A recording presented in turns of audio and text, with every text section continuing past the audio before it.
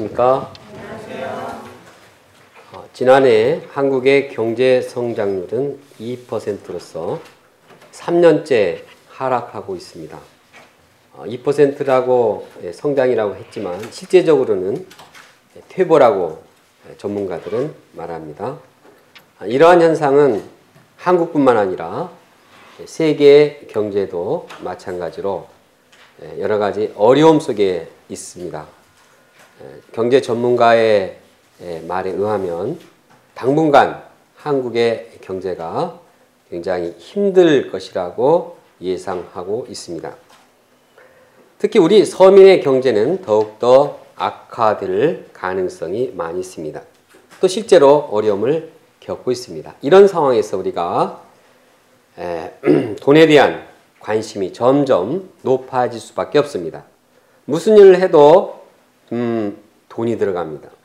그래서 움직였다면 돈이라는 말을 자주 합니다. 저도 그 말에 참 수긍을 하게 됩니다. 돈 때문에 참 머리가 아프고 마음이 참 고생을 하는 분들이 한두 분이 아닐 것입니다. 교회에 왔고 또 예배를 드리는데도 이 돈 때문에 참 마음이 편치 않은 분들이 있을 것입니다. 거기다가 사람들은 물질에 따라서, 소유에 따라서 사람을 평가하기도 합니다. 예를 들어서 시장표 상품을 입은 것보다도 명품 옷, 명품 가방을 들고 다녀야지 그 사람이 좀 품위가 있고 또 높이 평가가 되는 경향도 있습니다. 좋은 고급 주택에서 아주 고급 승용차를 끌고 다녀야지 이 사람이 좀 뭔가 이제 높게 보이는 경향이 없습니까? 네. 무의식적으로 이 팰리스 호텔 뭡니까? 거기 네. 그런데 살면 이 사람이 달라 보이는 이러한 현상이 우리 마음에도 은연중에 생기게 됩니다. 이런 물질주의에 살면서 우리는 부자가 되고자 하는 유혹을 받습니다. 아니 이미 우리 마음속에 그런 유혹을 받고 있는지도 모르겠습니다. 이런 상황에서 우리 하나님의 사람들은 어떠한 방향으로 인생을 살아야 할까요? 본문은 사도 바울이 제시하는 올바른 인생 방향을 말씀하고 있습니다. 그래서 우리가 이 말씀을 영접하는 가운데 하나님께 존귀와 영광을 돌리는 삶을 살 수 있기를 간절히 바랍니다. 첫째, 재물의 욕심을 피하라. 당시 거짓 교사들 중에는 돈을 벌고자 하는 그 목적을 가진 인생의 목적을 가진 자들이 있었습니다. 그들은 겉으로는 말씀을 가르치고 선한 교훈을 가르치는 것 같았지만 속으로는 돈을 벌고자 하는 욕심이 가득했습니다. 입으로는 말씀을 말하지만 말씀이 입에는 맴돌지만 마음은 돈 생각이 가득 찼습니다. 예를 들어서 말씀을 가르칠 때 너희는 먼저 그의 나라와 그의 의를 구하라 이렇게 말씀을 가르치지만 마음속에는 먼저 돈을 벌어야지, 돈 먼저 벌고 봐야지 이런 생각에 가득했습니다. 이처럼 물질에 대한 염려나 물질에 대한 욕심이 함께할 때 그는 경건한 생활을 하기가 힘듭니다. 왜냐하면 물질에 대한 염려나 물질에 대한 욕심이 있을 때 경건한 생활, 경건한 마음을 가시처럼 찌르기 때문입니다. 가시처럼 찔러서 피를 내고 힘을 떨어뜨리기 때문입니다. 반면에 자족하는 마음을 가질 때 물질에 대한 염려나 욕심을 가지지 않고 참 만족하다, 감사하다 이런 마음이 있을 때 경건에 큰 유익이 됩니다. 다 같이 6절을 함께 읽겠습니다. 시작. 그러나 자족하는 마음이 있으면 경건은 큰 유익이 되느니라. 물질이 많이 있어서 그래서 돈 많은 사람이 경건에 유익이 된다고 하지 않았습니다. 자족하는 마음이 경건에 큰 유익이 됩니다. 경건한 삶을 위해서는 우리에게는 자족하는 마음이 요구됩니다. 우리가 어떻게 자족하는 마음을 가질 수 있을까요? 그것은 우리 인생을 잘 살펴볼 때 우리는 자족하는 마음을 가질 수 있습니다. 우리가 세상에 태어날 때 아무것도 가지고 오지 않았습니다. 빈손으로 왔습니다. 아무것도 가지고 오지 않았는데 이렇게 살고 있으니 이 얼마나 은혜입니까? 이 얼마나 감사한 일입니까? 이 살고 먹고 입고 있다는 것 자체가 아무것도 가지고 오지 않은 우리에게는 참으로 감사한 일입니다. 더 이상 욕심을 낼 필요가 없습니다. 또 인생을 떠날 때도 마찬가지입니다. 돈을 많이 번 사람이, 부자가 된 사람이 그걸 가지고 갑니까? 한나라에 아파트 가지고 갑니까? 다 헛일입니다. 아무리 돈을 쌓아놔도 이제 세상을 떠날 때는 빈손으로 갑니다. 어차피 인생 많이 벌어도 적게 벌어도 어차피 끝나는 건 빈손입니다. 이것은 무엇을 말합니까? 없어도 마찬가지로 다 똑같이 빈손으로 떠난다는 것입니다. 그러므로 물질이 없다고 그렇게 아둥바둥 염려하거나 욕심을 내서 그 물질을 막 이렇게 애타도록 그것을 추구할 필요가 없이 감사, 먹는 것, 입는 것 있으면 자족할 수가 있다는 사실입니다. 이처럼 우리가 인생의 태어남과 인생의 떠남을 알 때 우리는 자족할 수가 있는 것입니다. 이와 같이 자족하는 마음이 있을 때 우리에게 유익이 됩니다. 특히 우리는 자족하는 마음을 다른 나라 사람보다 더 가져야 합니다. 우리나라가 경제사정이 좋지 않다고 하지만 사실 다른 나라에 비해서는 아주 부자입니다. 얼마 전에 전유한 선교사님이 말씀을 하시는데 이분이 유럽과 또 다른 아프리카나 여러 나라를 돌아다니면서 느끼는 점은 한국 사람들 참 잘 산다는 것입니다. 한국 사람들 잘 먹고 행복하게 경제적으로 다른 나라보다 훨씬 부유하다는 것입니다. 그런데 그분이 말하기를 한 가지 문제점은 이 한국 사람이 참 감사하지 않고 만족하는 마음이 없다는 것을 지적했습니다. 2005년 월드뱅크 통계에 의하면 하루에 1,500원 미만으로 생활하는 자가 14억이라고 합니다. 14억은 지구 인구의 4분의 1에 해당하는 숫자입니다. 한 끼당 500원 미만으로 생활을 하고 있는 자가 그렇게 많이 있습니다. 월드비전에 의하면 통계에 의하면 7초당 한 명꼴로 기아와 영양실조로 죽어가고 있다고 합니다. 하루에 14,000명이 굶주린 가운데 죽어가고 있다고 합니다. 그것에 비하면 우리가 얼마나 잘 먹고 잘 살고 있습니까? 우리 부자입니까? 가난한 사람입니까? 우리 부자라고. 근데 자꾸 가난하다 생각을 은연중에 하지 않습니까? 우리는 먹을 음식과 입을 옷이 있으므로 자족해야 합니다. 자족하는 마음이 우리의 신앙생활에 큰 도움이 됩니다. 한편 부자가 되려고 애쓰는 사람은 어떻게 됩니까? 부자가 되려고 애쓰는 사람은 시험과 함정에 빠지게 됩니다. 물론 부자가 되는 것 자체가 죄 짓는 것이 아닙니다. 성경에 보면 부자가 많이 나오지 않습니까? 아브라함이 부자였습니까? 부자였습니다. 욥이 부자였습니까? 부자였습니다. 아리마대 요셉도 부자였습니다. 니고데모도 부자였습니다. 부자 많습니다. 요셉도 부자였을 것이죠. 부자가 되는 것 이거 죄악이 아닙니다. 부자가 됐기 때문에 넌 나쁜 놈이라고 말할 수는 없습니다. 부자가 되는 것은 하나님의 축복입니다. 하나님께서 축복으로 부자가 될 수 있습니다. 문제는 부자가 되려고 할 때 거기에 그 마음의 유혹이 함께 찾아든다는 사실을 명심해야 합니다.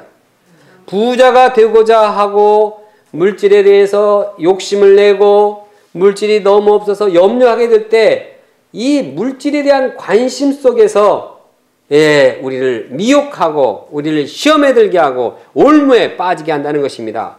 이 물질은 힘이 있습니다. 만몬이즘이라고 합니다.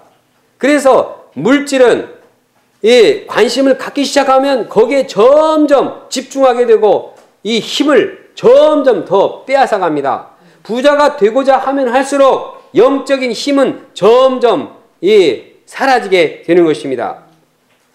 그래서 사람들은 말하기를 근데 사람들은 부자가 되고 돈을 좀 많이 벌면은 여유가 있어서 하나님도 잘 믿을 수 있지 않을까 그런 마음을 갖게 됩니다. 그것은 착각입니다. 경제적으로 좀 안정이 되면은 그때 여유가 생기니까 내가 열심히 신앙생활 하겠습니다. 현재는 먹고 살기가 너무나 바쁘니까 신앙생활하기 참 어렵네요. 좀 기다려 주세요.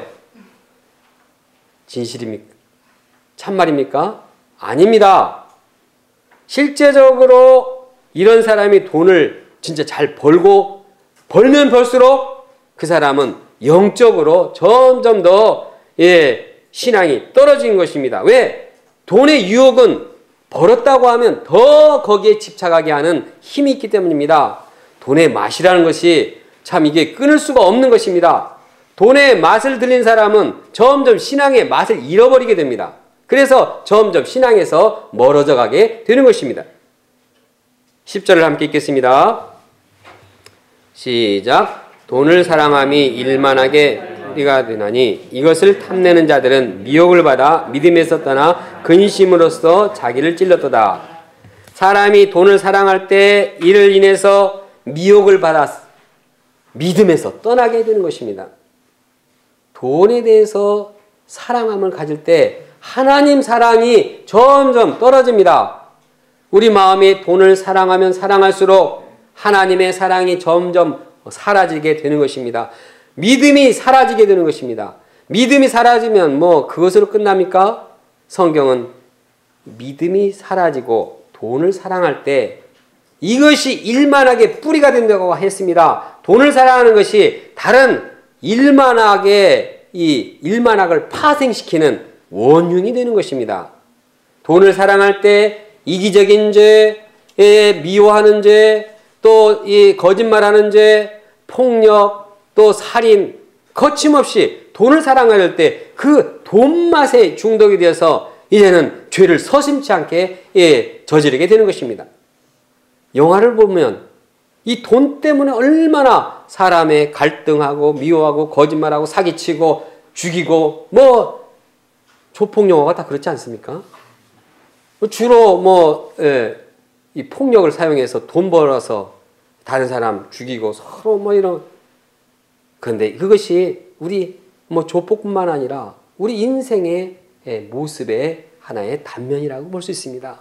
사람들은 돈 때문에 아웅당하면서 별 죄들을 다 짓고 삽니다. 그러다가 결국 근심이 많아져서 그 마음과 영혼이 가시에 찔려서 괴로움을 당하게 됩니다. 예를 들어서 작년 10월에 IMF 자료를 보면 1인당 개인소득 상위 30개국 중에 18개 나라가 유럽에 속한 나라입니다. 그들은 기독교 신앙의 유산을 가진 나라입니다. 그들은 하나님을 잘 믿어서 하나님의 축복 가운데 부자가 되었습니다. 제일 밑에 경제적으로 제일 어려운 나라 30개국에 외에 유럽 나라 하나도 없습니다. 다 부자 나라가 되었습니다. 그런데 그들이 하나님을 믿고 돈도 많고 그러니 더 하나님을 잘 섬겨야 됩니다. 그런데 그들 나라의 이 신앙의 이 성숙은 완전히 그냥 바닥에 떨어지고 있습니다. 3, 40년 만에 영국의 이 크리스찬들이 예배 보는 이 비율이 1, 2%밖에 안 된다고 합니다. 이것은 물질이 많은 자들이 오히려 영적으로 좋아지는 것이 아니라는 사실을 보여주고 있는 것입니다. 이러한 현상은 우리나라도 마찬가지입니다. 우리나라가 도덕적으로 타락하고 우리나라가 신앙적으로 열기가 식어가고 점점 기독교 인구가 줄어드는 이유는 돈이 없어서가 아닙니다. 오히려 돈을 더 많이 벌고 풍요하게 되었지만 미혹을 받아서 죄를 더 많이 짓는 현상이 일어나고 있는 것입니다. 이와 같이 부자가 되려고 할 때 우리는 미혹을 받아서 신앙의 길에서 점점 멀어진다는 사실을 명심해야 합니다. 그러므로 우리는 재물에 대한 욕심을 버려야 합니다. 우리 마음 가운데 재물에 대한 욕심이 있는가 없는가 점검해 보기 원합니다. 욕심이 없는 분 있겠습니까? 사람의 본성은 다 욕심이 있습니다.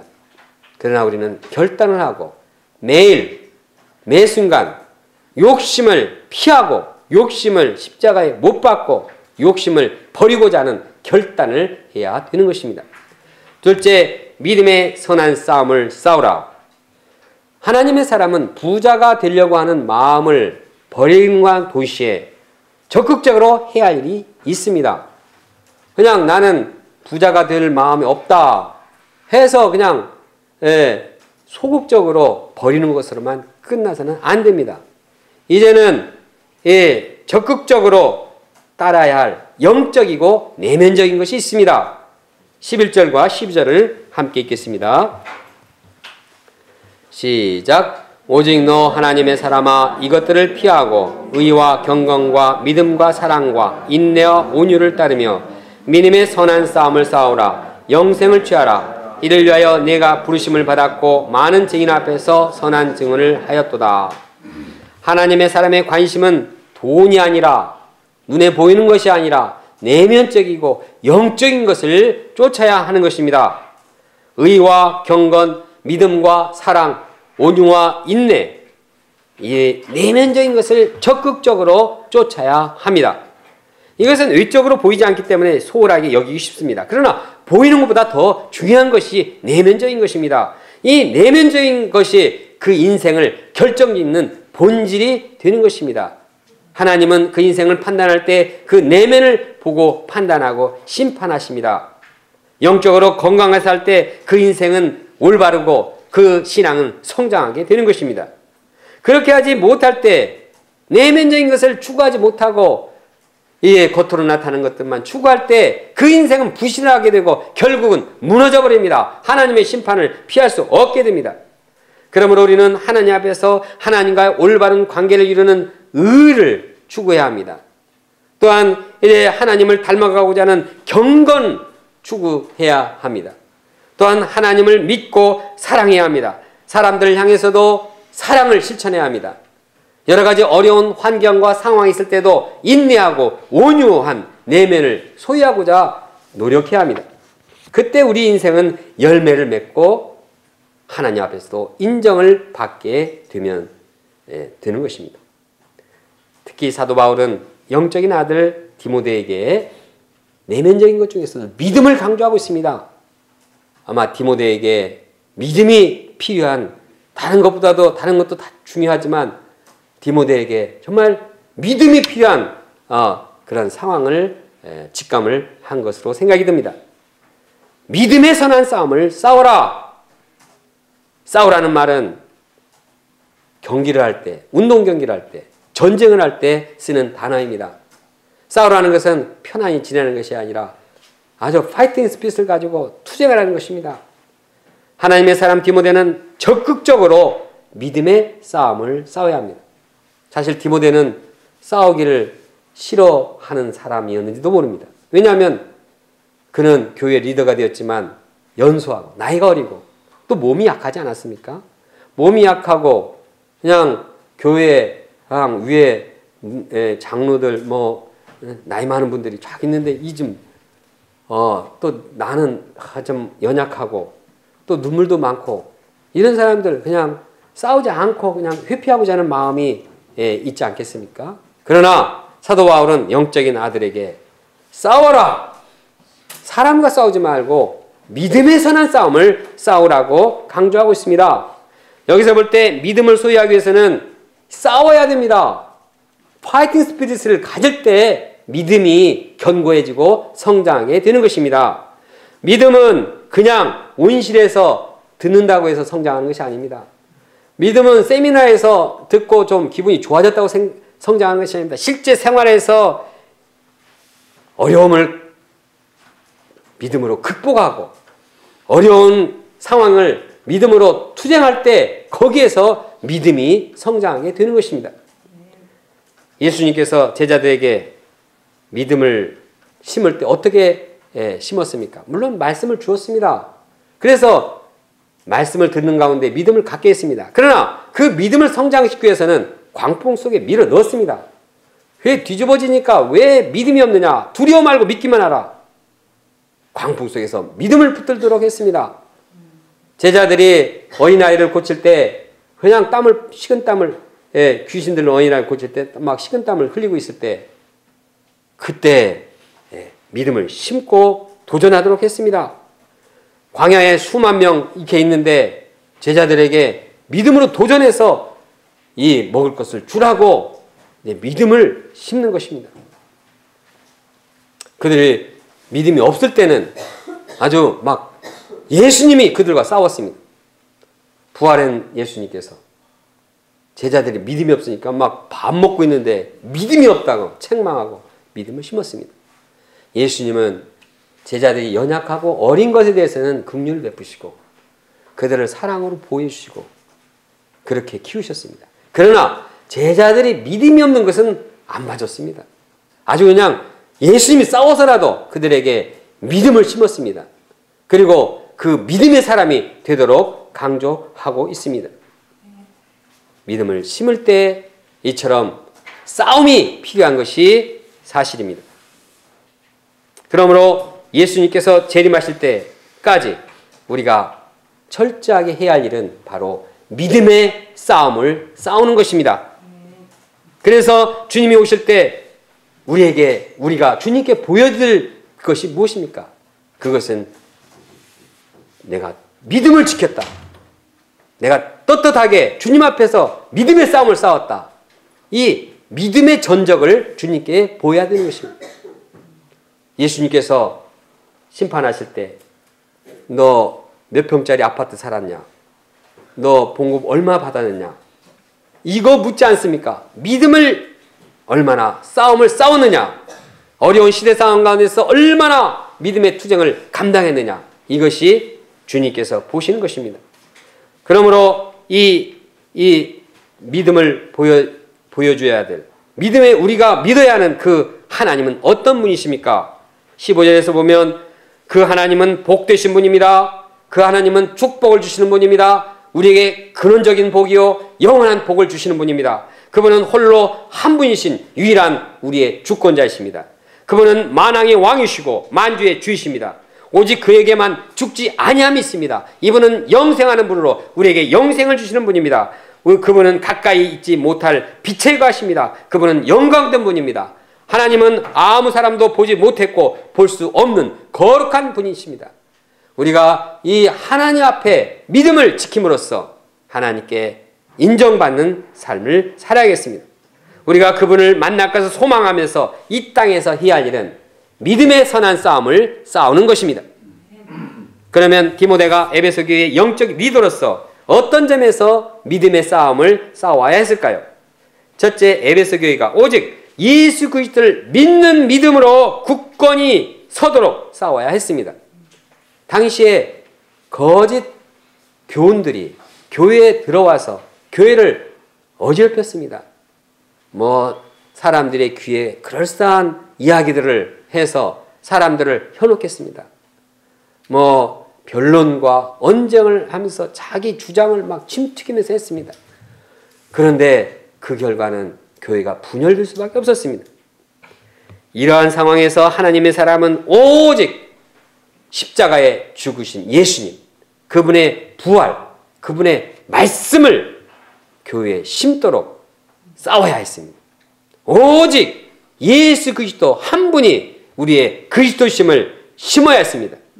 성도들의 마음에 돈이 주관하지 않도록 하고 성도들의 마음이 거짓 교훈에 지배하지 않도록 예수 그리스도를 믿는 믿음을 지배하도록 믿음의 투쟁을 해야 했습니다. 우리도 마찬가지로 우리가 투쟁해야 할 믿음의 선한 싸움은 예수 그리스도를 믿는 믿음으로 견고하게 해야 되는 것입니다.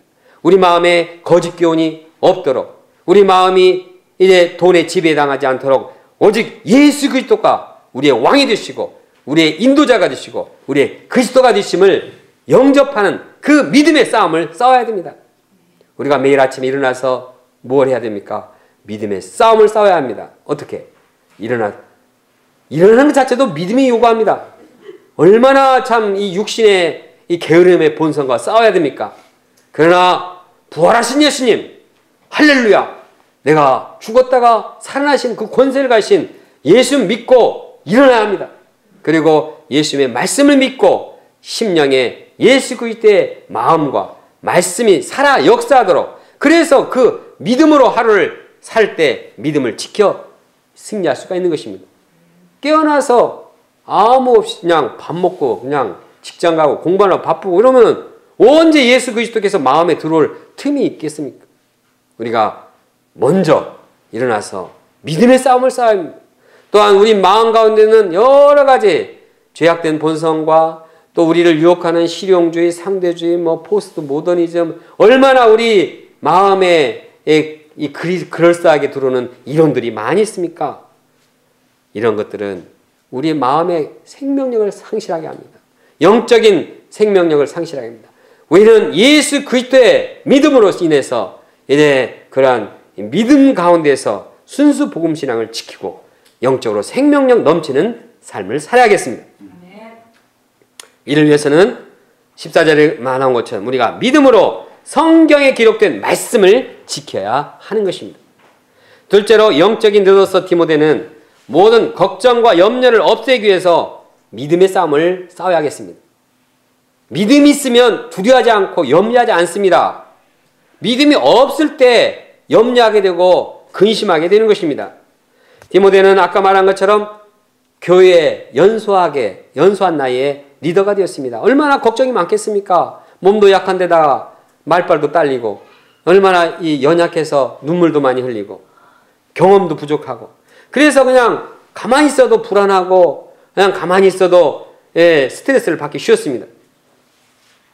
책임자가 된다는 것은 아무것도 안 해도 참 스트레스를 많이 받는 일입니다.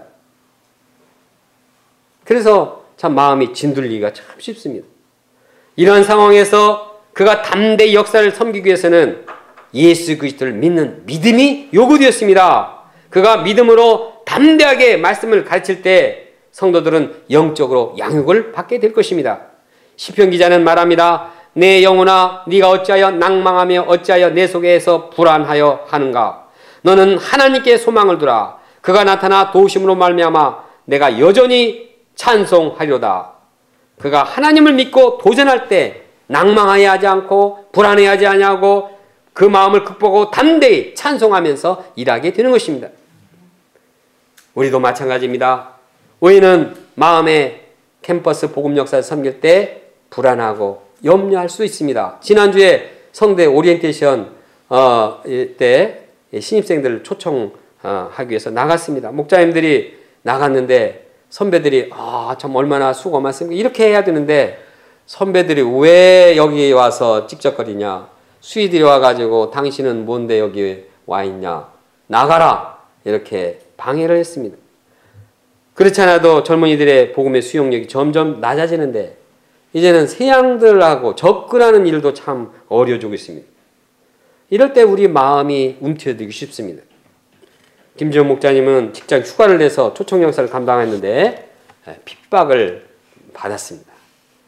목자님 참 내가 하려고 했는데 하지 말라고 그럽니다. 이럴 때 우리는 어떻게 합니까?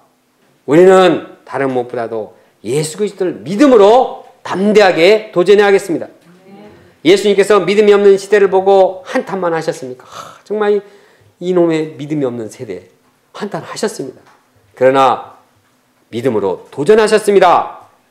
믿음이 없고 패역한 시대여 내가 얼마나 너희와 함께 있으며 얼마나 너희를 참으리요 라고 말하고 하시거든이 무슨 말이냐? 믿는 자에게 능치 못할 일이 없느니라. 자신이 믿음으로 도전하셨고 제자들에게도 믿음으로 도전하여 그 시대를 극복하도록 했습니다. 우리가 예수님과 같이, 우리가 사도 바울과 같이 믿음의 선한 싸움을 싸워야겠습니다. 아무리 어려운 상황 가운데서도 믿음이 있을 때 거기에 믿음의 역사가 새롭게 일어납니다. 우리 사면성 교사님 미국을 개척했을 때 그 죄악의 용광로와 같은, 그리고 언어도 잘 통하지 않았지만 믿음으로 도전했을 때 미국의 캠퍼스에 지성인들이 변화되지 않았습니까? 사도 바울은 고백하고 있습니다. 내가 선한 싸움을 싸우고 나의 달려갈 길을 마치고 믿음을 지켰으니 이제부터는 나를 위하여 의의 멸관이 예비되었노라. 우리가 이 시대에 복음의 선한 싸움을 포기하지 않고 파이팅 스피드를 가지고 도전하는 자가 되기를 간절히 원합니다. 제가 마음이 약해서 싸움하는 거 싫어합니다. 그러나 제가 회개하고 믿음의 선한 싸움을 싸우는 자가 되어야겠습니다. 그래서 캠퍼스에 또 우리 내면에 있는 모든 죄악된 요소와 철저하게 싸움으로써 믿음이 성숙한 종으로 되어야 하겠습니다. 셋째, 영생을 취하라. 12절 첫 부분에 보면 사도 바울은 영생을 취하라고 합니다. 취하라는 것은 꽉 붙들라는 것입니다. 선한 싸움, 믿음의 선한 싸움을 싸워서 우리가 취하는 것은 무엇입니까? 영생입니다. 믿음을 열심히 믿음으로 싸웠는데 그 결과가 바로 영생의 열매입니다. 영생이란 영적인 생명이요 영원한 생명입니다. 우리가 믿음을 가지고 싸우면 영적인 생명력이 넘치게 되고 영원한 생명력이 넘치게 됩니다. 그래서 하나님 나라를 소망하게 됩니다. 하나님 나라를 기뻐하고 하나님 나라에 대해서 이제 이 분명한 소망을 가지고 도전하게 됩니다. 힘이 생깁니다. 믿음의 싸움을 하면 어려움이 있지만 거기에는 영적인 스피릿이 생기는 것입니다. 믿음의 싸움을 안 하면 어떻게 됩니까? 믿음의 싸움을 안 하면 돈에 미혹당합니다. 거짓 교훈에 미혹당합니다. 그래서 거짓 교훈에 미혹을 당하면 서로 이빨만 세가지고 이제 어떻게 됩니까? 힘이 없습니다. 영적인 힘이 없으니까 서로 교회가 분열하고 다툽니다. 믿음이 없으면 돈의 힘에 끌려갑니다. 돈의 힘에 끌려가다가 영적인 힘을 잃고 결국 영혼이 파멸 상태에 이르게 되는 것입니다. 우리는 영적인 싸움을 싸워서 영생의 생명력을 갖도록 투쟁해야 되는 것입니다. 12절에 보면 디모데가 부르심을 받은 이유는 믿음의 싸움을 싸워서 영생을 취하도록 하기 위한 것입니다. 12절 다시 한번 읽어보겠습니다. 시작. 믿음의 선한 싸움을 싸우라. 영생을 취하라. 이를 위하여 내가 부르심을 받았고 많은 증인 앞에서 선한 증거를 하였도다. 영생이야말로 부르심을 받은 성도들이 받은 궁극적인 축복입니다. 이는 세상 어떤 것과도 비교할 수 없는 놀라운 영원한 축복입니다. 그러기에 디모데 자신도 영생을 취하는 삶을 살겠다고 많은 증인 앞에서 서약했습니다. 또한 사도 바울도 말씀합니다. 그들은 썩을 승리자의 관을 얻고자 하되 우리는 썩지 않을 것을 얻고자 하노라.